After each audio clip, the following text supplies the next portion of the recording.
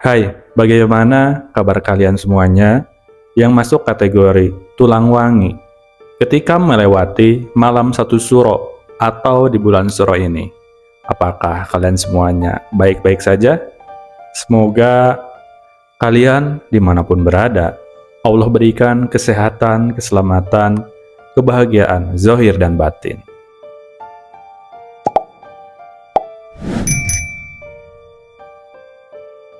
Tahu tidak bahwa banyak sekali mitos tentang orang-orang yang masuk tulang wangi atau yang memiliki kepekaan batin yang sensitif, apalagi di bulan suro atau memasuki malam satu suro. Banyak yang bilang katanya akan banyak yang sakit, kemudian merasakan berbagai macam fenomena, bahkan mengalami penurunan energi di dalam dirinya. Tahu tidak? Sebenarnya itu semua tergantung dari pikiran kita semuanya. Karena yang mengendalikan diri kita itu diri kita sendiri, yaitu bagaimana kita bisa mengendalikan perasaan dan pikiran kita. Maka dimanapun kita berada, melewati apapun yang dikategorikan itu membuat diri kita akan menurun energinya, itu semua tidak akan berpengaruh selama kita bisa menjaga pikiran kita tetap baik-baik saja.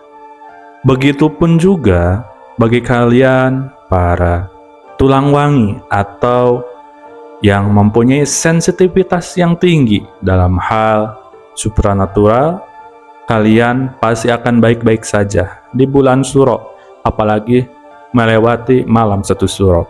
Karena saya pun termasuk kategori orang yang mempunyai sensitivitas yang cukup tinggi dalam hal kegaiban, ilmu spiritual, ilmu supranatural. Nah, alhamdulillah selama ini saya tidak mengalami yang namanya tiba-tiba saya sakit atau apapun itu yang sudah menjadi mitos-mitosnya. Selama kita bisa mengendalikan diri kita, kita harus tahu sampai mana kapasitas diri kita, sampai di mana kita bisa mengendalikan diri kita. Karena yang mengendalikan adalah diri kita sendiri.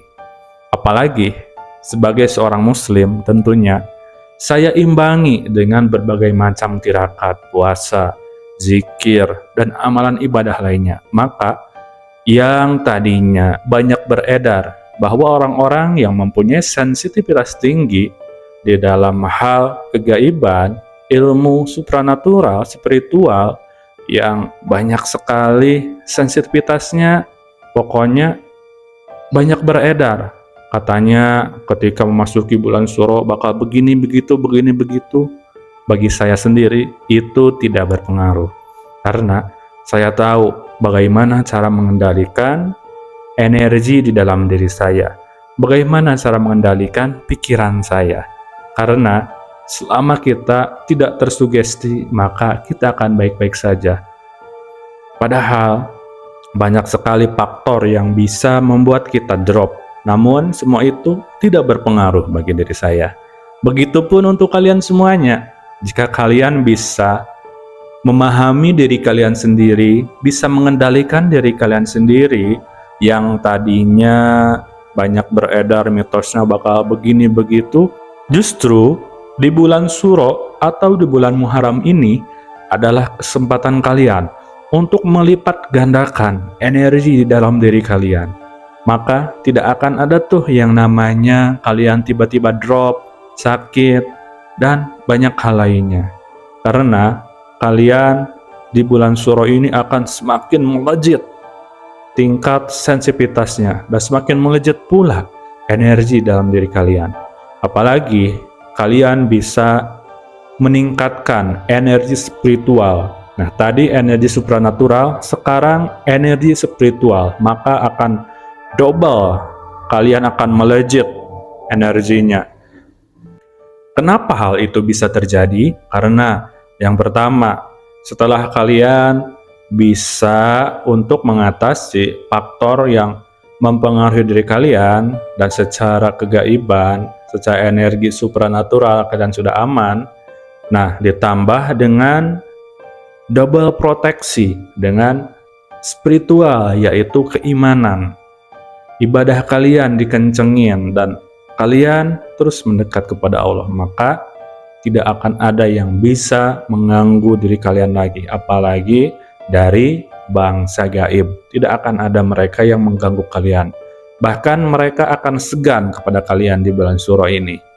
Nah, saya mengajak kepada semuanya, apalagi yang muslim, mumpung di bulan Syuro, bulan yang mulia, apalagi momen tahun baru Islam, mari kita tingkatkan ibadah kita, tingkatkan segala kebaikan kita, zohir dan batinnya.